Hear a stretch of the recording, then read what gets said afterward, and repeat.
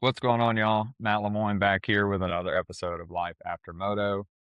Today's guest is Eliot Jackson, from racing downhill at the highest level to carving out a new path beyond racing.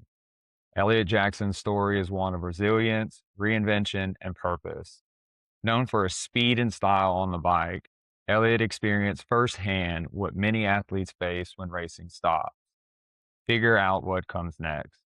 But stepping away from racing didn't mean stepping away from the sport.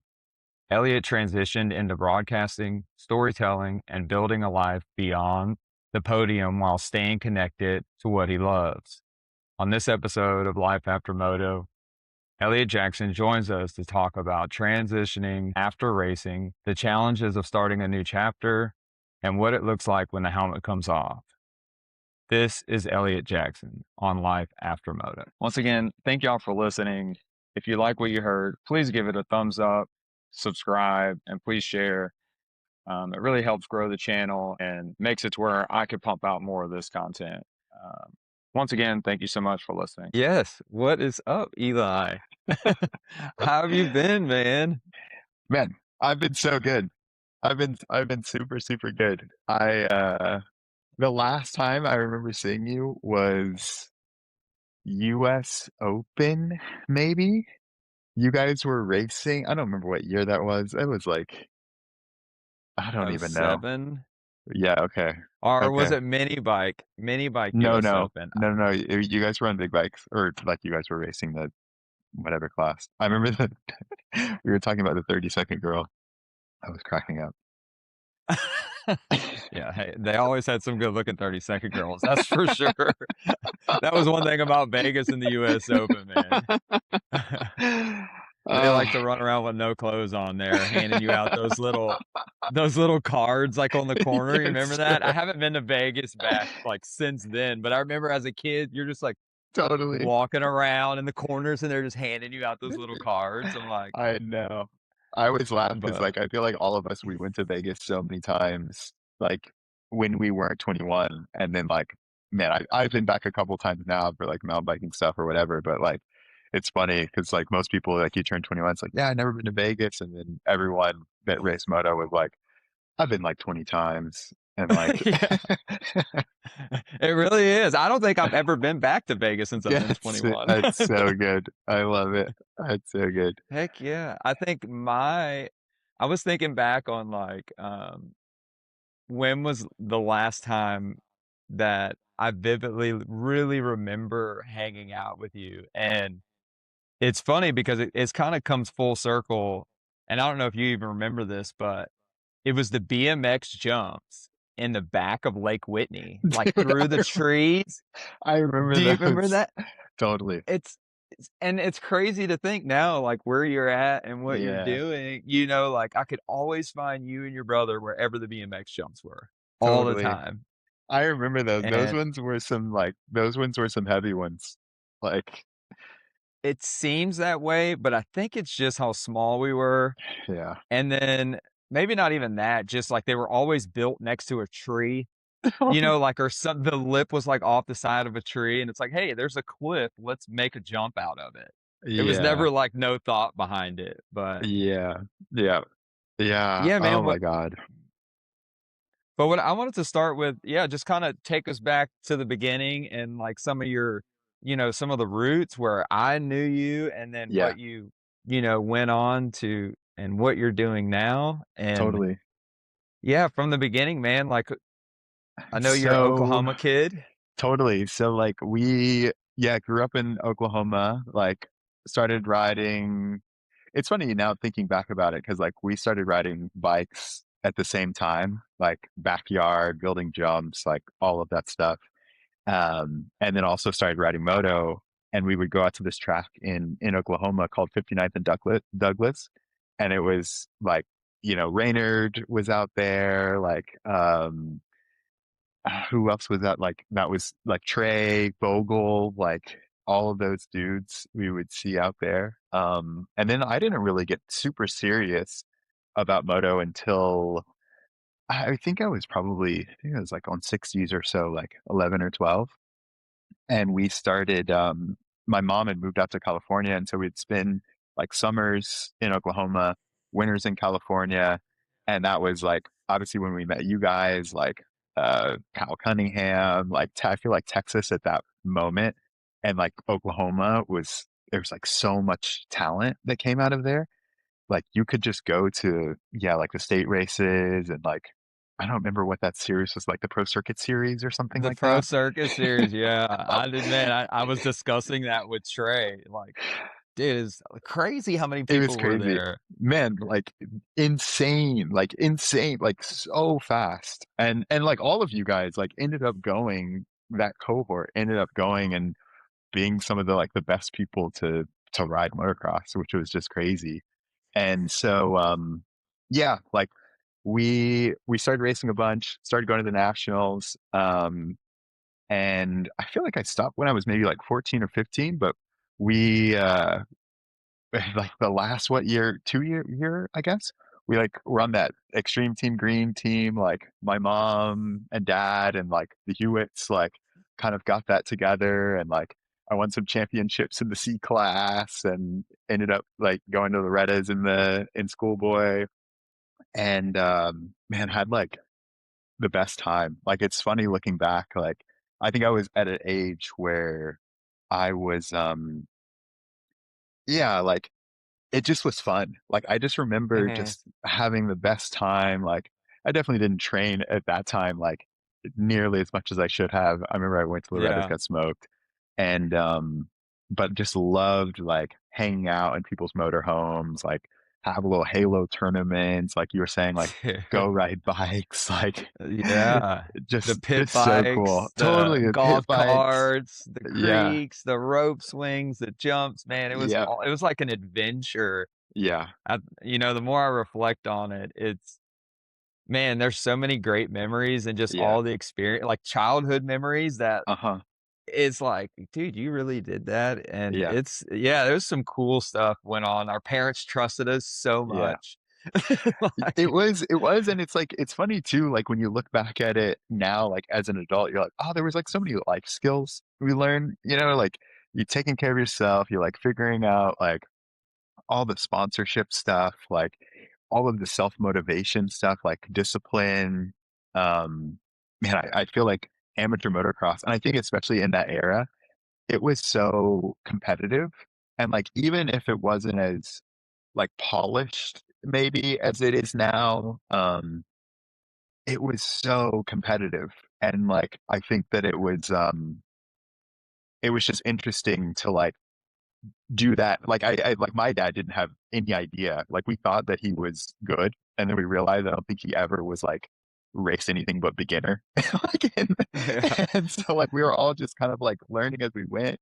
But then just like learn so much about like life and just like doing hard things. But I think that was all of our parents, dude, like, Yeah.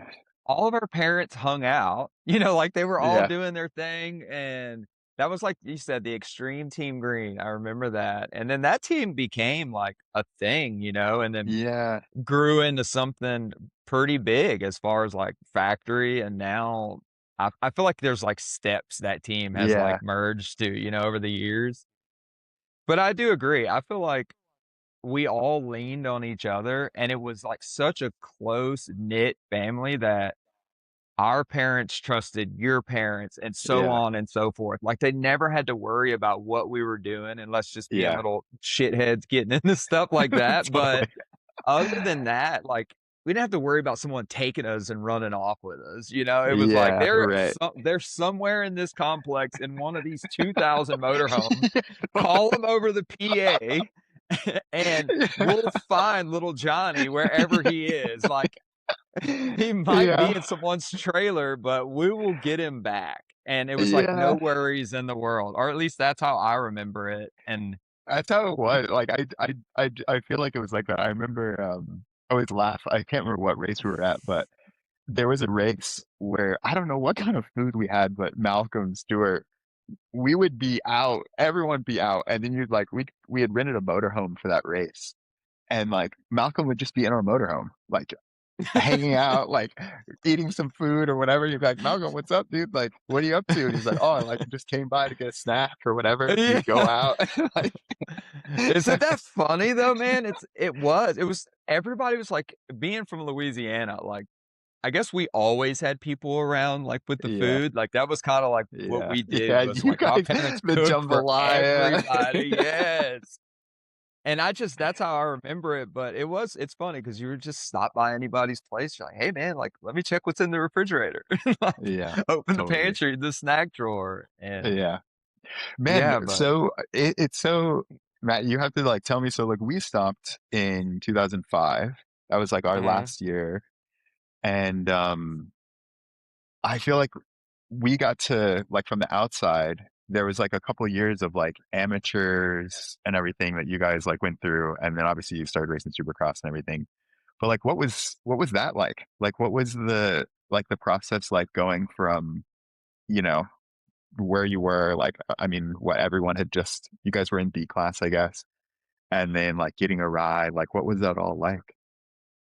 Dude, it was pretty gnarly actually because going back, like you were saying, the class that we, like, raced at the very end, that Loretta Lynn's schoolboy B Yeah. class, pro class, there was, like, 10, 12 of us that all got rides right out of Loretta's, which I don't think Yeah. now is so much like that, you have 1, 2, 3 guys that, like, get a Yeah. ride and then move on, but it was pretty intense. I remember I think it was yeah, it was '06, my last year at Loretta's, I broke my arm, like, Mm. 6 weeks before Oh, damn. Loretta's, and I got 2 plates and 14 screws put in it, and I had to race Loretta's. Right. It was you had to race Loretta's to Yeah. get a ride, and I Right. ended up racing 4-stroke, which nobody was in. I think Tyler Bowers and maybe a couple Yeah. other people, and I did that just because I knew, like, it wasn't gonna be that much competition in it, and then I Uh-huh. raced the 250, I think it was, like, Pro Sport, and totally got worked. I think I got 5th, maybe 4th. Like Uh-huh. Kyle Chisholm and then won it. But dude, it Yeah, was right. freaking gnarly, like, It's now that you gnarly, huh? asked that, like, it was Yeah. gnarly. Those races, I remember coming off and, like, my hands were just, like, peeled backwards with blisters because I haven't ridden in 6 weeks, and I was just, Totally. like, Yeah. throwing super glue on them and then trying to go back out the next moto, and yeah, that was pretty gnarly going from there into that first kinda exit, amateur stuff to Yeah. that pro side, and then got baptized, like, really quick in that pro race. I think, like you said, it was the US Open, I think, was my first kind of supercrossy sketch Yeah. ball race. Yeah. Was gnarly. It's funny you say that because I'm at my buddy Lucas Shaw's house, who's a downhill mountain biker, um, really good. Got third overall last year, and he we were talking about that, and I was like talking about Supercross, and like back in the day, you didn't ride Supercross like as an amateur. Like Mhm. maybe I remember we went to Millsaps that year, and like you roll around the Supercross track or whatever, like but it wasn't. This feels like now, like everyone rides Supercross as an Kids are amateur. riding it on 60s. Yeah, Like totally. Yeah, right? like, full on ripping mini super the closest Supercross that we would get back at then was, like, the Mini-Os. They had, like, the little Yeah. Supercross race. That was it, Yeah. but like you said, now they got the futures. Yeah. Now kids are being groomed so early on that I Yeah. swear in 60s and 80s, those kids are riding Supercross tracks, hucking triples where it's pretty gnarly, dude. Like it's Yeah. came I said this previously, but I remember walking to the starting line at Lake Whitney with like a dill pickle and a soda. Like thinking about that now, like Totally. there's That's like so kids funny. will be like, dude, like what's going on with this dude over here? And I'm like, Oh, man, that that's was so just good. you didn't have to worry about, like, someone judging you, like, what you were Right. doing or your training, and now, yeah, those kids are pretty gnarly. They are. I know. I'm definitely that old guy where I'm like, man, that era, like oh 04, oh 05, oh 06, oh 07, like that was so gnarly, it felt like. And I'm always like, man, I wonder, like, if you were to put that amateur era to like the amateur era now or whatever, it's like, I mean, probably everyone's like way faster or whatever, but it just feels, it just feels like some, there was something there. I don't know if it was just like so many people came up. There was like so much competition. Like Whitney, there would be like 4 divisions of like 40 riders or Dude. whatever, 5,000 people. Like, Yeah, it was totally. wild. Like, yeah, it is. Yeah. It's crazy to think there, and especially like World Mini, Ponca, Yeah. all Yeah. but Loretta's. Dude, yeah, it was, Yeah. hey, what division you're in? I'm in Division 4. Yeah. It's like Right. that was like how many people? It was, yeah, it was crazy. Then they did the consies. You remember that? It felt like Yeah. there was I a remember whole that. day of consies going on. Yeah. But yeah, I always think about it too, and I think it was just us being little, we Yeah. remember everything being so much Totally. bigger and better, but Yeah. it was Yeah. definitely a fun time, and man, just met so many awesome people like yourself and so many good Yeah. memories. But For yeah, sure. let's from that transition from when you stopped racing your last year Yeah. and then transitioning into like the whole mountain bike scene, like did the moto help Oh that man. crossover or like how did that even happen? I know for sure. Like it's funny, never imagined that I would be doing that. So I stopped when I was 15, like just was kind of chilling, went to school, like because like all of us were homeschooled and stuff like that. So I like went to community college, got my high school diploma, did like 2 years of community college. And when I was 18, got my first mountain bike. And I had been riding dirt jumps a bunch, like you were saying, like Oh, we BMX know. bikes and stuff. Like, And wherever like there was a dirt hill, you could find totally, Elliot. it's true. But it's so funny to think about because it was almost like the perfect combination. Like I never raced BMX, but like you got so much bike skill on the dirt jumps, and then the motocross, like all the balance, the ruts, like speed, like just knowing how to ride a dirt bike was so key. And so like just randomly, I was down at some dirt jumps. A friend that we had met like was riding mountain bikes down there, and we like mountain bikes were so uncool to us. And he was like, "Oh, dude, like there's this thing downhill, like you should come and ride. Like you can borrow a bike."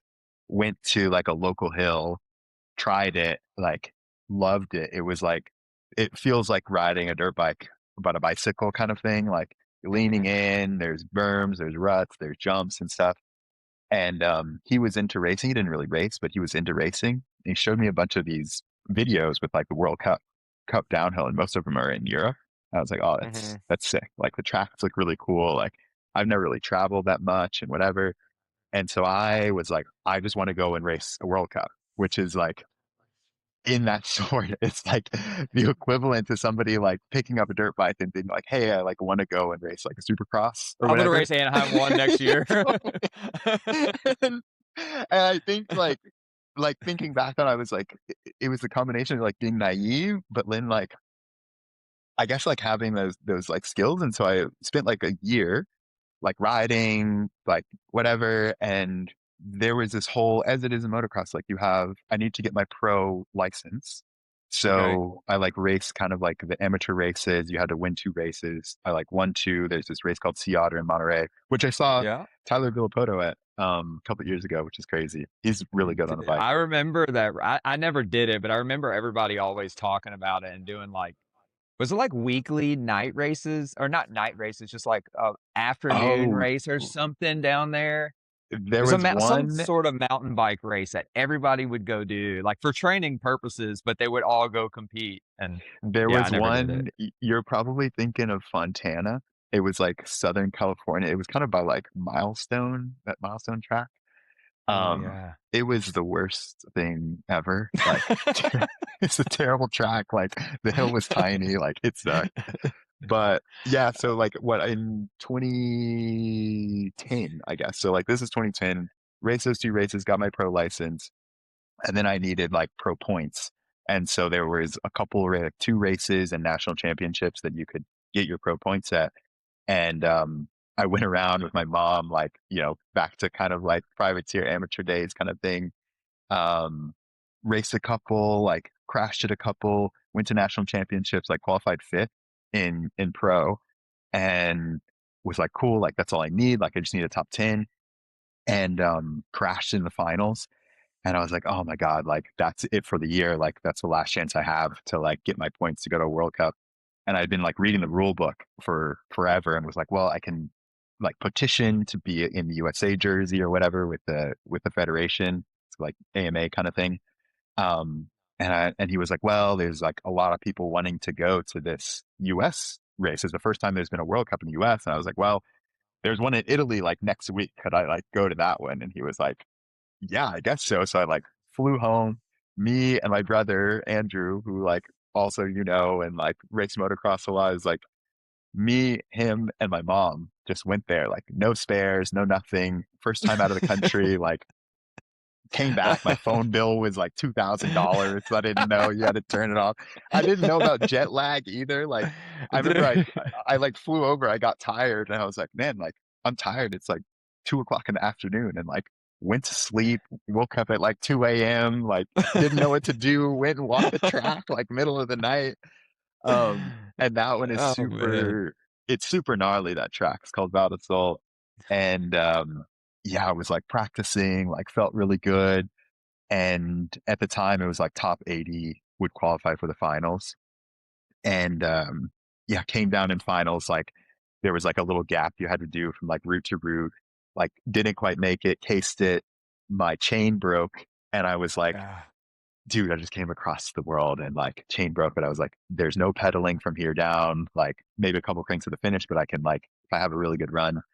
And so ended up qualifying like 70th or something like that, just like no barely made way. it into the final. Yeah, like first one. And at the time, not a lot of Americans would did well. So like I was 70th or whatever, but like I think I was maybe like fourth or fifth American. Heck yeah. And yeah, like did the finals, didn't do much better, was super nervous or whatever.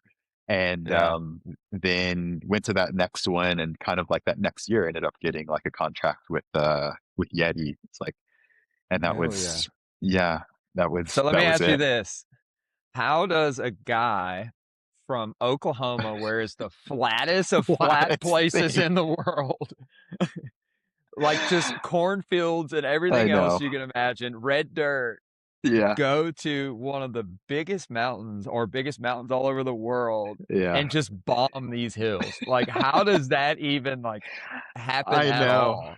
all? It's one of those moments where you're like, dude, it's so serendipitous. Like if we hadn't been spending time in California, hadn't been down at those dirt jumps, like all of that stuff. And it's so, when I was racing, it was, I think when I came in to the sport, so like even just to, I'm sure most people know, but like to describe the sport, it's like kind of downhill skiing. So it's like one person on the track, go to usually like ski resort and start at the top, fastest person down the hill wins. And it's yeah, like 3 to 5 minutes or whatever. And like, dude, like the same thing we were talking about, like all of that stuff, like knowing how to race, like and when I came in, like not many people were that good at jumping.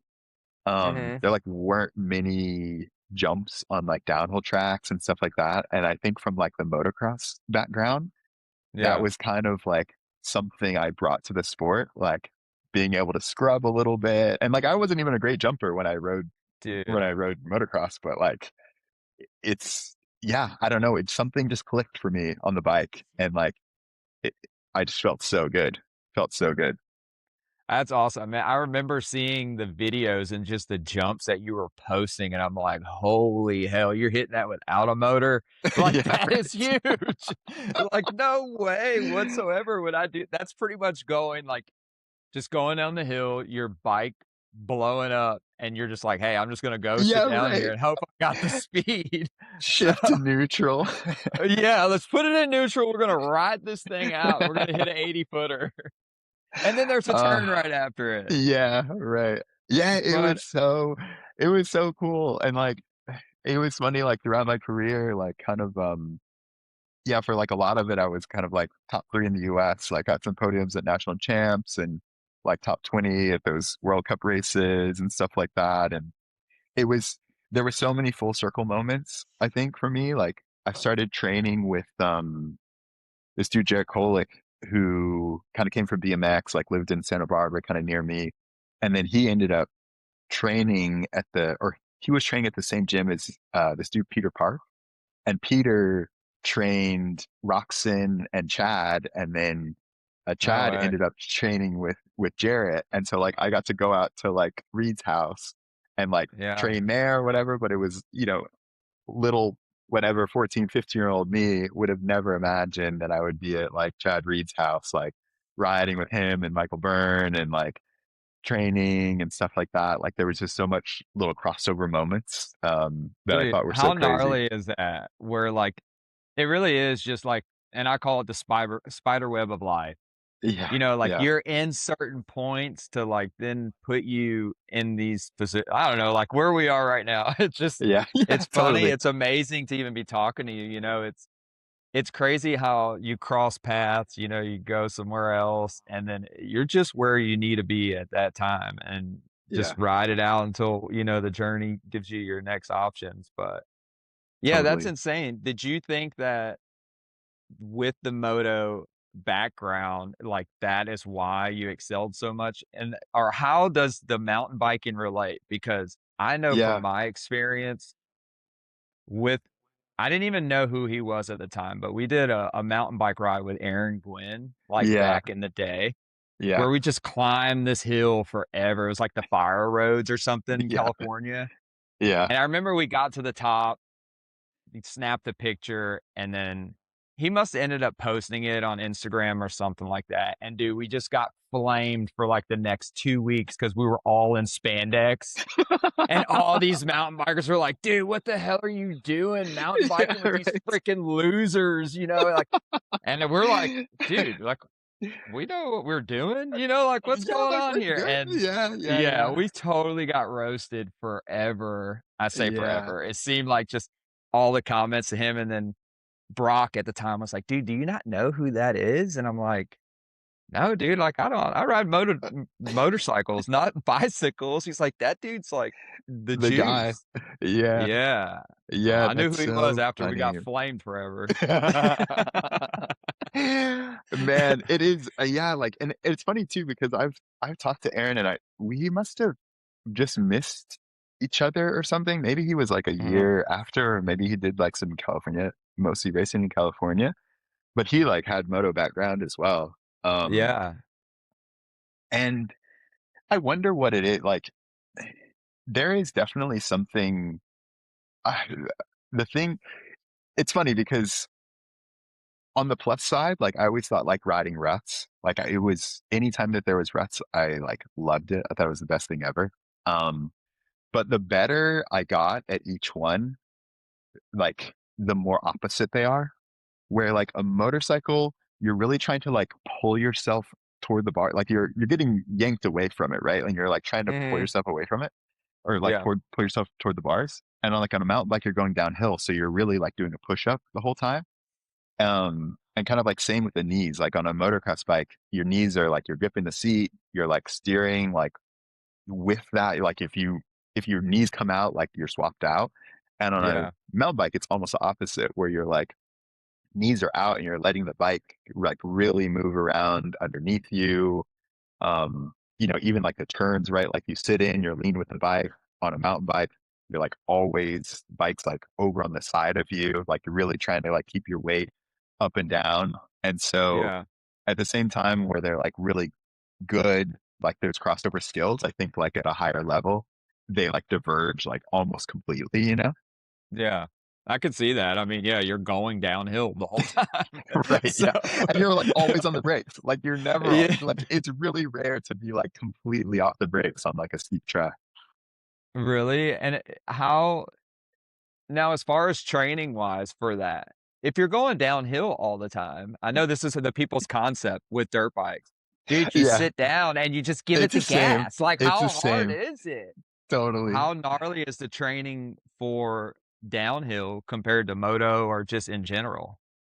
I mean, I think the thing that I realized was like it's almost it's really similar. Like the stuff that I was doing um to what like Chad was doing was like almost the exact same.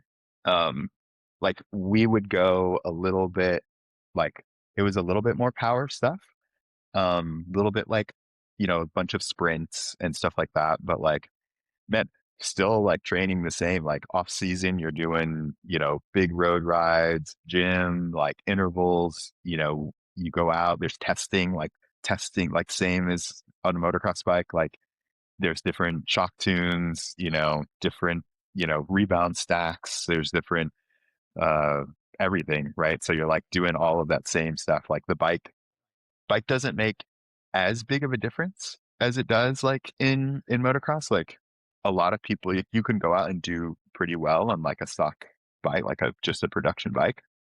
Yeah. Um, but it's super super similar. So how if say if I'm Eliot Jackson and hey, I want to go race a World Cup next year, and I went bought a mountain bike. How gnarly difference would it be if I went and bought a bike compared to like what you were racing? When I was racing, it would be really similar. Like we Okay. weren't doing, it was mostly just the suspension stuff. And even then, like the moto stuff was way more like advanced, whatever, like the A kit stuff from Pro Circuit, like you didn't really have that. Like now it's much more like there's no production rule. So like people have custom frames, like different links, like a lot of people are like messing around with weight. A bunch of people are doing like data acquisition stuff. It's really big. Like pretty much everything now is on like the big teams is like prototype. There's like a couple teams, but like most everyone has custom parts and everything now. All right. Well, I'm throwing a rule in there that y'all are a suggestion that y'all should have a stock class. We should. Just That would just a be so good. stock mountain bike. Like, look, hey, it's like the junior KTM challenge. We just bring 10 bikes and you just gotta jump on one and let's see who Yeah. can make it down this hill the fastest. That's the true badass. Oh my God. I know. I would love that. Who do you think the best uh moto dude is on a bike? I don't know, man. So being from Texas, it's flat as can be. If I Yeah. did a 30 People mile ride ride and there. I That's so funny. if I rode and gained like I never really did mountain bike stuff. We have like trails around the lake and stuff Yeah. that I would ride, which are super fun.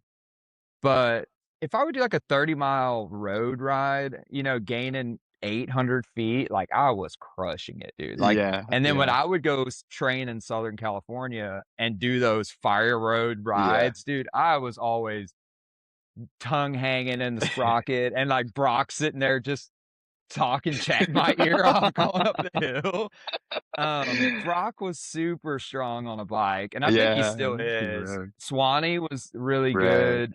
I think everybody held their own, like, really Yeah. well, but I don't think anyone was just, like, gnarly, Yeah. like, super Yeah. gnarly. I remember going up that hill with Aaron Gwynn, and then like, everybody kinda just cruised together, but dude, on the way down, he must have sat at the bottom for, like, 15, 20 minutes before we got down, and I like, love I it. didn't think anything of it. I'm like, "Dude, going downhill, I'm gonna rest." Like, Yeah, I'm just right. Oh, that's cruising, hilarious. like, That's I'm not hilarious. bombing this, like, I'm gonna Yeah. enjoy this ride down because I just worked my ass off getting up here, Yeah. I want to stay at the top for another hour, like, why are y'all That's wanting to go so good. down so fast? Yeah.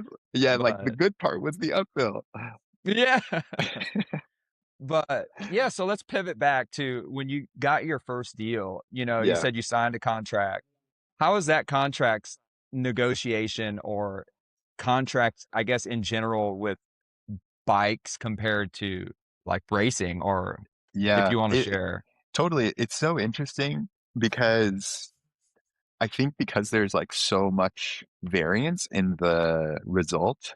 Because you could kind of think about it, it's like we're pretty much just doing like qualifying laps.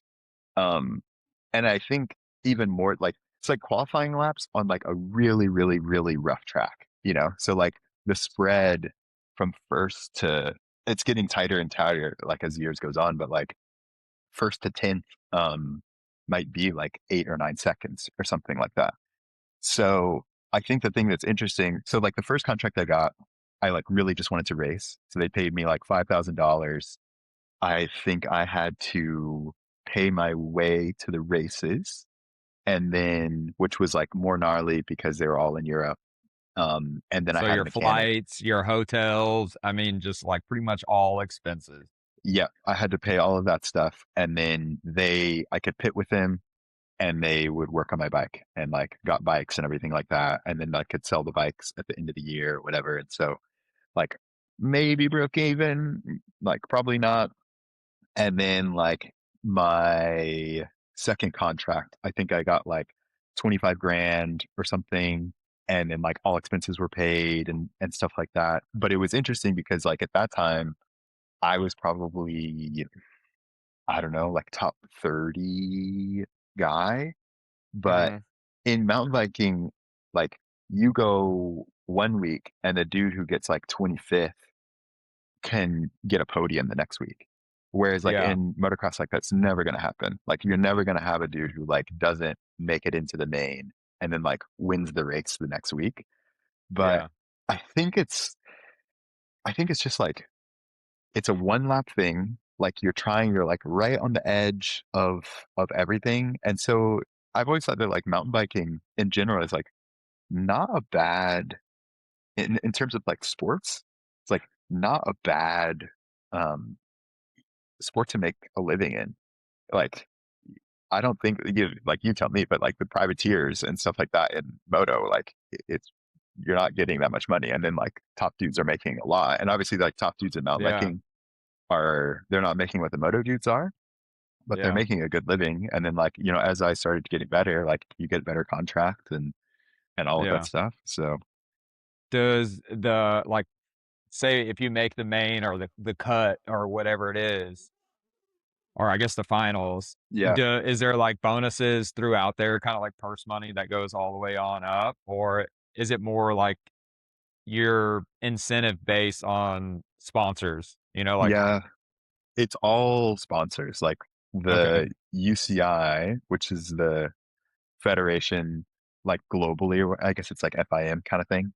hmm, Um, they host the World Cups like they're the same people that do like Tour de France and stuff. And there's like no prize money. I think it's like maybe, man, I should know this, but I think it's like maybe a couple grand for a win. Um, and I think it goes down. I think you get paid down to like 10th or something like that. And so it's like pretty much nothing. And so it's like the teams that pay for is it? everything Do and you pay have to salary. pay an entry fee and all that? I'm sure, or like Yeah, kind I of don't know. It's not that much, I don't think, like couple hundred bucks or something. 1,500. You know, no Oh, big deal. No, is just kidding. it? I was like, oh, no. Yeah, imagine. What is it in like Supercross? What do you have to pay to race in Supercross? Dude, luckily I was never had to pay my own Yeah, entry fees. I always had someone that would take care of yeah, those, but I wanna say, like, just having a rig there, yeah, and then, you had to get a credential for the yeah, yeah, yeah, season, and then there was each entry fee for each race. yeah, I mean, dude, you're looking at a couple $1,000 a round, like, yeah, hands down, yeah, and yeah, then, especially in the lights class, I wanna say a win was, like, 5 grand maybe? yeah, yeah, From AMA or Feld, right. whoever paid that out, I'm not even sure, but it was the same thing. It came from your sponsors, whatever Yeah, you negotiated from like, for me, I had a gear deal, my helmet right, yeah. deal, gloves, and that's where my money came. It was not from the racing, and then, obviously, getting a salary through, like, my team, like, my last year racing, I wanna say my salary was, like, 75 grand. For sure. And it's so interesting, I feel like for me in bikes because like last year I raced, I was on like on a big team. I actually didn't get paid like that much more. But then I stopped racing in 2017, like full race series, like did a couple more and kind of raced a little bit until 2020. Um, and I think that one of the things that's like really different in bikes and in moto is like there's so much more opportunity like outside of racing. And so like now I would still have a bunch of sponsors and ride for a bunch of companies, but I'll just do like videos. So like somebody will launch a bike and like I'll be the dude who's riding in it and like, doing the photos and stuff like that. And so there's like a bunch of marketing stuff, and because maybe there's just like way more companies, like it's Yeah. more than just like the 5 or 6 manufacturers in moto. Um, and so it's interesting because like I make more now than I ever did racing because like you're like more available, right? Like you could be like, Yeah. oh, like I need to. I mean, why I'm out here in North Carolina, like, oh, there's like a shop ride, and there's an event here that we need to go to, and like need to go and do these photos and stuff like that. Yeah. And I don't know if that like doesn't feel like there's that much opportunities to do that in moto, you know? No, I spoke to Trey and then also Brock. Yeah, They do the test riding, which, right. there's only a couple of those Totally. spots. That's it. Which is a pretty cool gig because you get to Yeah, ride all the new cool stuff, yeah, like, and get to test those parts, and I wanna say you do pretty well, and then you still get to ride and yeah, do that whole deal, so it's a pretty cool job, I think, to be able to do, and it sounds like what you have going on is pretty amazing also, it's yeah, cool to get to do something that you love, still travel, still enjoy it, and then not have, like, I guess that pressure just of, like, having to perform, week in and week out is I yeah, think for me, that's what takes a toll on you, always worrying about, like, those yeah, little things instead of just being able to embrace and enjoy those memories, like, creating yeah. that stuff where it I admire, like, listening to you about being able to travel, it's racing dirt bikes or motocross, we traveled a lot, but at the same time as we were in the sticks somewhere, Yeah, for like, sure. that we never got to, like, Yeah, really experience it and yeah, enjoy it. It was now, obviously, I was getting older, it's like, "Dude, the travel's so cool. We get to see yeah, these places and enjoy them, which I can yeah. only imagine, like, the places that you've been, but, yeah, I think that's something super cool to be able to travel the world and do something that you love. It has to be pretty fulfilling for you. Totally. Yeah, I know it's interesting that you talk about like Trey and Brock and like, I mean, especially too, because like you have to be, they're like two of the best dudes or whatever. There's like one spot or whatever, and to do that. And I think for me, the thing that kind of came about after I stopped racing. So in like, yeah, stopped in 2017, and then in 2019, Red Bull like hit me up and were like, "Hey, do you want to host this YouTube series for us?" Oh, man. Going to all the races, like doing interviews, like kind of explaining the track and all of that stuff. And I was like, that sounds super cool. Love to. And then like a year later, they asked me if I wanted to commentate, to be like the expert. So to be like what Ricky does or James does. At the time, they had the rights to the World Cups. And so I Mhm. started doing that with them. And now they don't have the rights, but like I do like pretty much all of the Red Bull mountain biking stuff. I'm like one of Okay. the commentators for that. And that has Heck yeah. been really, really cool. Like I never imagined that I would want to do any of that stuff, but it's so fun. Like it's so cool to try to get to kind of like just explain what people are doing. Like I kind of think about my role doing that stuff is like kind of like trying to direct your attention to the most interesting part of the screen, you know? It's like Yeah, and like yeah. setting context, like, oh, like, this person is gonna try to take the inside. If they do that, it's gonna set Yeah, them up better to the inside, whatever. yeah, you're racing ahead. You're Totally. trying to, like, think what they're thinking, like, "Hey, I'm Yeah. gonna hit this jump, and he's gonna go inside, inside," like, Yeah. that's cool because you have to be very precise, I guess, Yeah. and very analytical about, like, what they're doing, and Yeah. just coming from a racer's perspective, Totally. you have that, I feel like a lot Yeah. of commentators don't have that because they never experience, like, what it's like and what's going through your head. God, I Yeah. have so many different ways I wanna go with this conversation right now, but I got one question is, what makes the difference with that, like, 10-second gap that you had said earlier? Is it just line based, or is it just someone that's just got a little bit bigger set down there that's just like, "Hey, I'm gonna let this hang out," or Yeah. what's that difference between 1st and 80th? Yeah. It's so funny. I mean, it feels really similar, like, when I watch I was never at that level, but, like, watching the top dudes in moto where there is just, like, corner it's so much corner speed, and it's so much just, like, average speed. Um, Mhm. it is really, like at the end of the weekend, like, you have practice, you have qualifying, all of that stuff, and the track kinda gets figured out, like, it's, there kinda becomes, like, one fast line, and I mean, it is there's so much parallels, right? Like, you have a bunch of people who have raced before you, and so the line that you did in the morning for practice, like, might be gone. You kinda have to, like, react on the fly. A berm might be blown out, so you have to, like, adjust inside and things like that. But, I think another thing that's kind of, like, a little bit opposite is, like, you're really trying to instead of, like, trying to push your braking point as far into the turn as possible, you're trying to, like, let off the brakes as fast as possible because it's, like, always about, like, that next little bit. So if you can, like, get your braking done and then, let off your brakes, like, early, like, halfway through the corner or a quarter of the way through the corner or something like that, then that's your speed because you can't really a lot of times you can't pedal out of it. And obviously you don't have a Or motor just or take the anything like brakes that. off.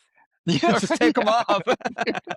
Like, You what are get you going. talking about brakes, dude? Like, take I those son had of a guns off. I had a race where one of my brake or I think I was practicing. One of my brakes like went out. Like I was like middle of the season, like something had happened or whatever, brakes went out and I had to like lay it down like into a hill, like Wow. went over the bar. A nightmare. So how does saying that, that's a valid point you said. It's like, you practice obviously, y'all have the track down to, like, a T, Yeah.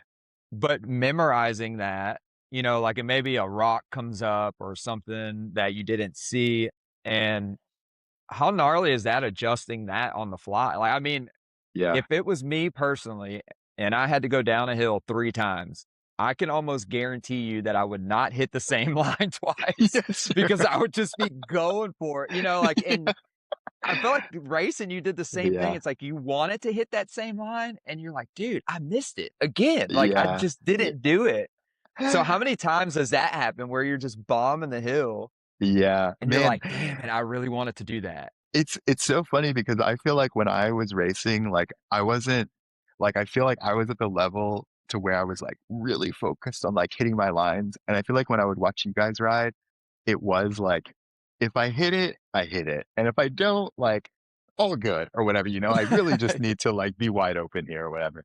Um, and I think in mountain biking like, there's moments of that, but s so much of it is so precise. Like, you are counting like, it was like, come out of a turn, do half a pedal here, you're going an inch left of this rock, and then you're gonna hop, 3 inches to the right, like, every single little rock, little root, like, you don't get a whole lot of time to practice, like, you might get before your qualifying run, you might get like 5 or 6 runs. So you walk the track, 5 or 6 runs, you're qualifying, and then before the race, maybe do 2 more practice runs and then the race. So, you might Mhm, be your finals run might be like run 8 or 9.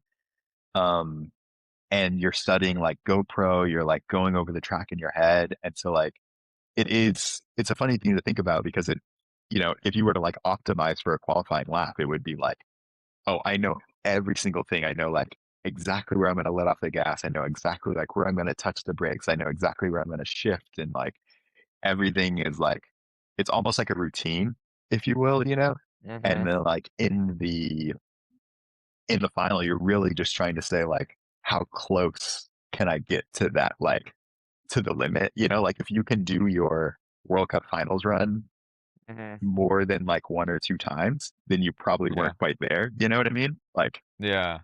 so So you're threading the needle of sketchy combined with skill. totally. And you're just, hoping that I guess, yeah, it just all kinda has to work and you have to be one with the bike and Yeah, it's kinda there is a little bit of luck involved almost where, yeah, not totally. hitting that line a little sketchy and Yeah. catching everything just right for that perfect run makes perfect sense. I think that that's why I mean, I I'm sure it's like that in Moto too, like, if you don't have a sketchy moment, then, like, you probably weren't quite there, you know what I mean? Yeah, you're Um, 100th. Yeah, yeah, totally. But I think that's also why, like, you get those runs where somebody is like, you know, they have like a life run, like everything just works perfect. And that dude who was 22nd last week is second this week or whatever, because like it just clicked and, Yeah, he let off the brakes and it worked that's out so for him. awesome. Yeah. Yeah. So, okay, transition from, okay, your professional career, then what was Elliot's defining moment that was like, "Hey, man, I'm not really gonna compete anymore, and then I'm gonna start pursuing other options." Yeah. Or did you have any other options, like, in the works before this happened, or was there, like, a stop moment and then a restart? From the mountain bike stuff. Yeah, so, like, when you were Yeah. done mountain bike competing Yeah. to, what you're doing now. Yeah. I mean, it's so funny because the last year I raced was like one of my best years, but I remember that I was at this race. I was in France and I was like halfway down a race run and I like had this thought and I was like, I would rather be like anywhere but right here, right now. I was like, that's like not what you should be thinking about when you're in the middle of a race. And I loved the training. I loved the practice. I loved getting better. I loved like all that stuff, but I just like didn't love racing. And so I was like, I'm I'm done. Like there's so much other stuff that I want to do like around this thing. Like I spent the next year kind of just like traveling around and going to little things that I hadn't done. Like, how it is like as a pro athlete, like it's so limited. Like you really can't like miss a day. You can't like do much else. And I didn't really know what I wanted to do. I thought like probably I was going to be maybe go back to school, like be a computer scientist or something like that. Like I've always like done stuff with computers and even still now I do.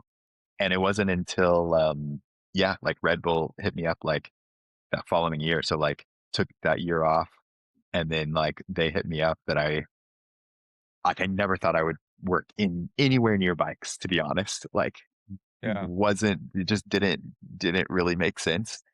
And when that happened, it felt like everything just kind of came together and like I really like developed a love for it again. Like I loved like that combination of being analytical, like the communication, um, kind of that performance that you were talking about, like with the commentary and even like presenting and stuff. Like it's like, okay, like you had to do a bunch of prep and everything, and like here's the moment and like be on. And so I yeah, think with that, like it kind of kept me interested in bikes, which then yeah, like kept me riding and stuff like that, and like the relationships that I built. And so those two things kind of like started working together where I was like, oh, cool, like I can ride, have fun, like, you know, kind of be a ambassador, if you will, or whatever, still be a little bit of an athlete and then have mhm. like these two jobs or whatever that kind of like work together. Yeah. But yeah, Leave it to Eli. Leave it to Eli to be like, "Hey, I'm either gonna race bicycles or I'm gonna be a computer nerd." yeah, totally. Like, "Hey, I'm either gonna go, like, the gnarliest route in the world, or I'm just gonna sit at home in my basement and work on freaking computers."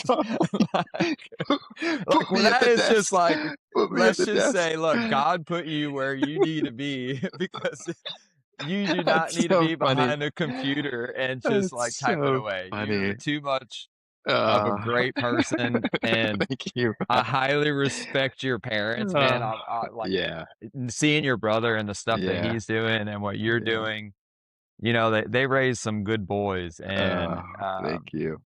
yeah, I can't see you just sitting behind a computer just typing away with some, like, That's glasses on so or funny. Yeah, something. I yeah, see yeah. you Put me. what you're doing now fits your personality and fits the Eli that I remember. Yeah. Well, thank you, Matt. No, it's been so nice. What was that moment for you? Like, how did that go? Actually, the last thing that I really remember was kind of the same thing, just going to the races and more of a struggle than, like, pumped to be there, pumped to, like, focus on the start, focus Yeah, on, like, my laps, the motos. It was more so like, "Let's get this done and yeah, go home," type yeah, deal. And then, Yeah, I was literally, working out one day, and then I got a call, it was like, "Hey, dude, we don't have any more funding to go race." Oh, And wow. I was like, "Cool, I'm wasting my time big time here, like, Oh what my the hell am god. I doing?" That's And yeah, crazy. that from there, it just kind of, like, was cold turkey, like, quit. I Yeah, didn't yeah, I didn't push to really get back to the races, I wanna say that I got finished getting paid my money, like, yeah, my salary that I had, and that was it. That's yeah, really, like, what I remember, and it was like, I had to give all the bikes back, all of that yeah, stuff back, and I don't think there's really, like, a defining moment. It definitely wasn't something, like, by choice where it was yeah. like, "Hey, I'm gonna go race these couple laps, and then that's gonna be it for me." It was kinda like, "Hey, you're done. Cool. Yeah, See that's ya." That crazy. that's a That's crazy. hard stop Yeah, is yeah, pretty dramatic, and yeah, that's, yeah, like, going back to you is for that stop for you, was there any, like, kinda gray area time for you as far as just, like, trying to find yourself, like, "Hey, what am I gonna do next?" Competing at such a high intensity, high yeah. level to being like, "Hey, I don't know what I'm gonna do next." Was there any, like, kind of gray area there for you or kind of I just describe it to people that I know as like, I felt lost. I Oh, didn't know what man. to do without the structure or the routine Yeah, that I had before. for sure. I mean, 100%. Like, I think that there's so much of your identity that's into it from, like, what you're doing every day, what you think about every day, like, where you go, like, the people, even the one that I always thought about is, like, even the way you introduce yourself, like, "Oh, like, I race bicycles," or whatever, everything kind of, like, changes, and I think it's really interesting for me, like, where I had to kind of get my head around, like, not, like, trying to replace that thing, um, and really just be like, "Oh, like, what were the pieces of, racing that I really enjoyed that had nothing to do with, like, being on the podium or any of that stuff, that I can then, like, take to something else?" And I think for me, it was, like, this idea of, like, trying to master something, like, really trying to get better at it, like, working at it and stuff like that, and I think, that's kinda like the commentary for me now, where I really get to Yeah. work at something, like, think about the details and stuff, but it was so not easy. Like, it was the worst. It was really hard. It was super, super hard. Like, I totally understand why you see, like, Brett Favre and Tom Brady, like, come back because there's this other thing that happens where you get a little bit of distance and you get a little bit of perspective, and you're like, "Oh, dude, if I knew what I knew now, like, I Yeah. would kill it. I would be so good." Like, but that once you're in the bubble of competing, it's it's totally different, right? Like, so it's being an athlete is hard, and being and retiring as an athlete is hard.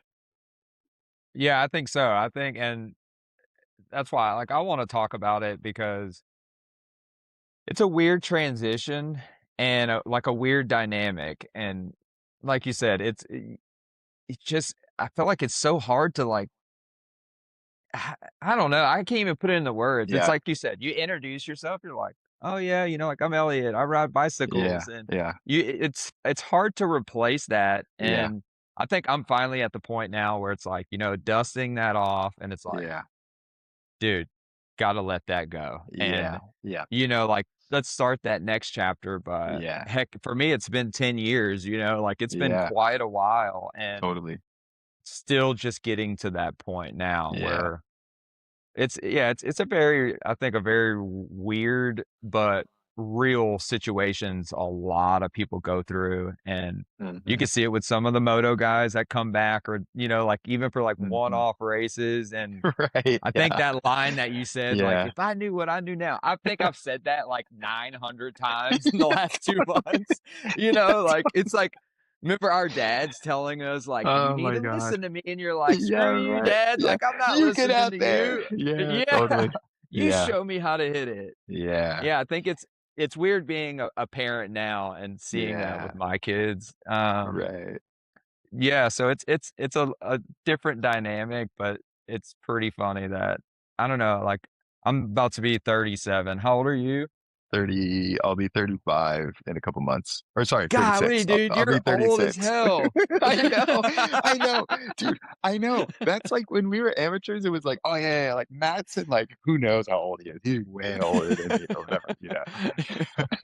I got years. I It got so many uh, years. yeah, it's like you raced the 7 to 9 class, I raced the 10 to 11. You're like, "Dude, he's an old bastard. Look Dude, at this dude's got gray that hairs going dude, on." totally. Yeah, totally. Yeah, that's it's That is so so funny. funny.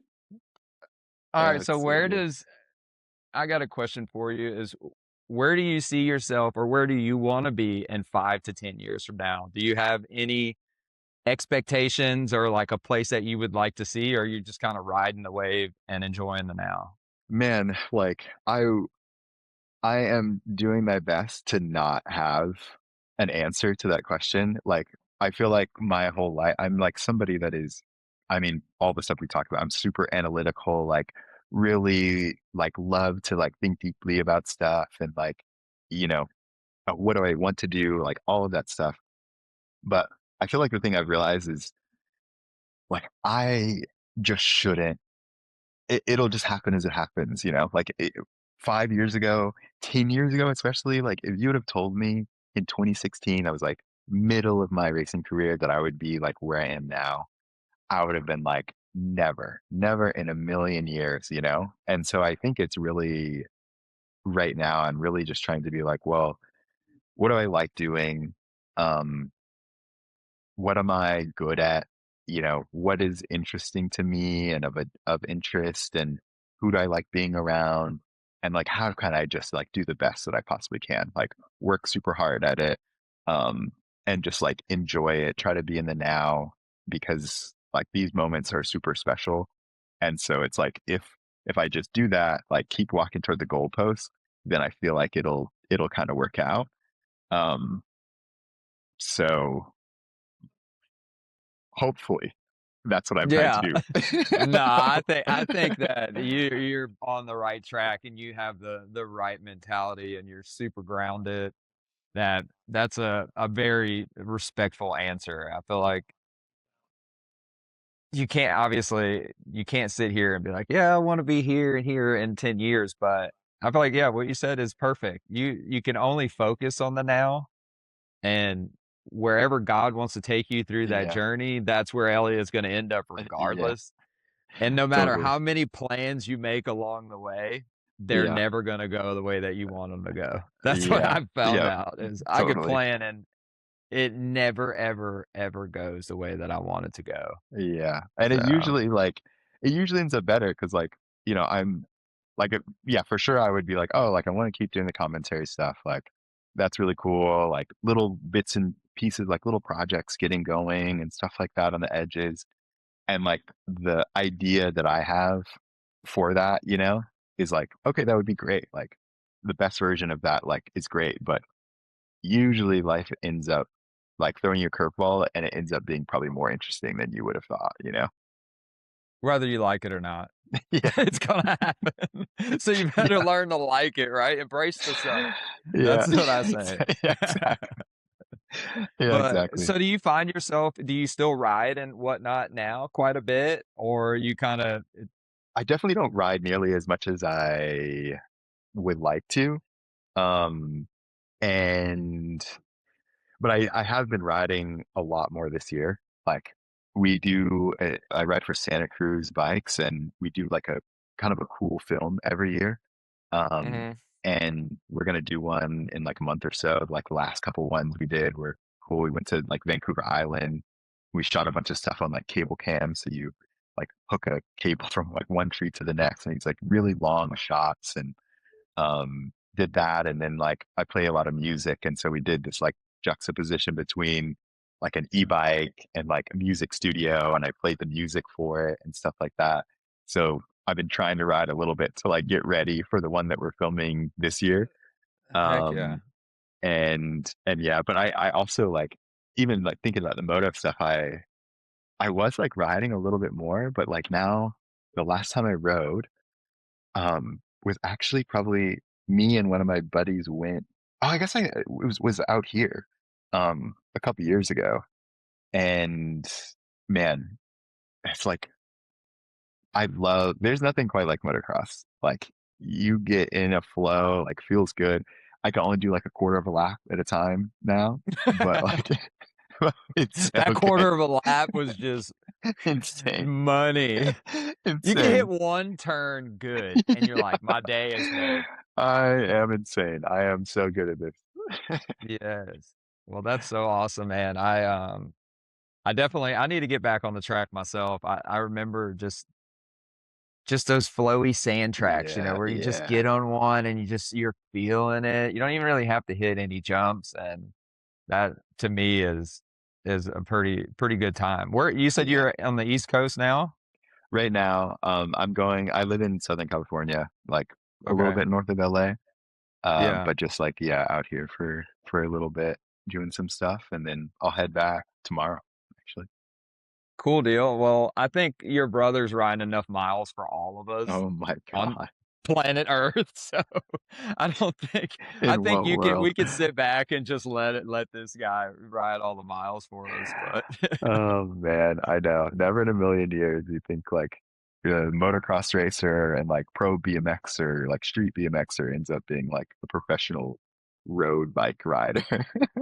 I s do are you going to the music stuff, did I see something that you were like you said you're super into music, but you had like a music studio or like something I took along those lines? it back in like one I took a year off racing like in my early 20s to like try to like be a mixing engineer, like record Okay. bands and stuff like that. And ended up wild story, like ended up meeting this dude the next year. His name's Alex Prieto, and he was a really big fan of mountain biking, and I was a really big fan of music. And he is like worked on the Paramore record, like has like platinum record, like a bunch of like really, really awesome rock stuff that you heard. Um, and so he took me. There was a rave, the World Cup in New York, and their studio was there. So I went to go and like hang out there. Saw him like record some stuff. Took him to the World Cup, but we've like had this like relationship over the years, and so I've like always played guitars as well. Yeah. So like played guitars and like always had this idea to like play the song to one of the videos that I made on the bike. And yeah, like I wrote the guitar for it. Like he got a bunch of cool people to like do the drums and the bass and all of that stuff. And he mixed it and he pulled some favors and like got us in like a famous music studio in LA. And so it's Mhm. like me, another like one of those full circle moments, like, you know, when I was really trying to do music in my early 20s, like I would just like try my best, like, 18 hours, sleep on the floor, like get up, like trying to do it, like recording terrible bands or whatever, and like always looked up to all these dudes, and then like to be in the studio recording a song that like these really, really amazing like engineers and musicians had been in. It's like another full circle moment, but it's yeah, that was like really cool to like get to combine the like guitar and the mixing and stuff like that with the writing. Heck yeah. That's so awesome, man. Well, I got one last question for you and I'll let you run. Easy. What what do you see or what advice would you give to, like either your 16-year-old self or maybe some upcoming amateurs that are trying to make it in the mountain bike world? Do you Mm. have any advice that you would give them? Or would you do anything differently than the way that you did it? I feel like it's probably the same advice I would give myself now, which is just like to just like enjoy it. Like that phase will end, so enjoy it in that sense. Like enjoy it in the sense of like you've done if you do the work, then the only thing left to do is like to be in the moment and enjoy it. Um And I think I've always been like really impatient to be like, Mhm. oh, like I just want it to happen now. I want to get the results. I want to like be good enough. I want to like all of these different things. I want to like get all the experiences and stuff like that. Um, but just being able to like chill sometimes and be like, whether it went really good or really bad, like you've done what you can do and just sit Yeah. back and yeah, enjoy the ride. Man, that's some good advice. I feel like being as old as we are now Yeah. is it's crazy how quickly it went by, Totally. and Yeah. it's easy to sit here and talk about it and shoulda, coulda, woulda, but Yeah. that's pretty solid advice, is just enjoy it and Yeah. suck it all in and Suck it enjoy all all in. the yeah, Totally. suck it Yeah. all in, man. Just enjoy the atmosphere. Hit the jumps at It's Whitney, like, buddy. yeah. Man, yeah, go jump that golf cart across that double creek at Moser Valley, man. Like, don't let them tell you otherwise. If someone's egging you on, do that That's shit. What are so you good. doing? Yeah, why would you not? Oh, I love it. But man, I appreciate your time. I appreciate Yeah, you being all on good. here, and I appreciate the laughs, and I hope that we get to do it again soon. And Yeah, thank you so much for taking the time to give me man. a good laugh and a good afternoon. No, all good, Matt. It's so good to see you. Thanks for having me on. Like, yeah, was some of the best memories I have is just racing moto, seeing you at the track and stuff. So good to reminisce.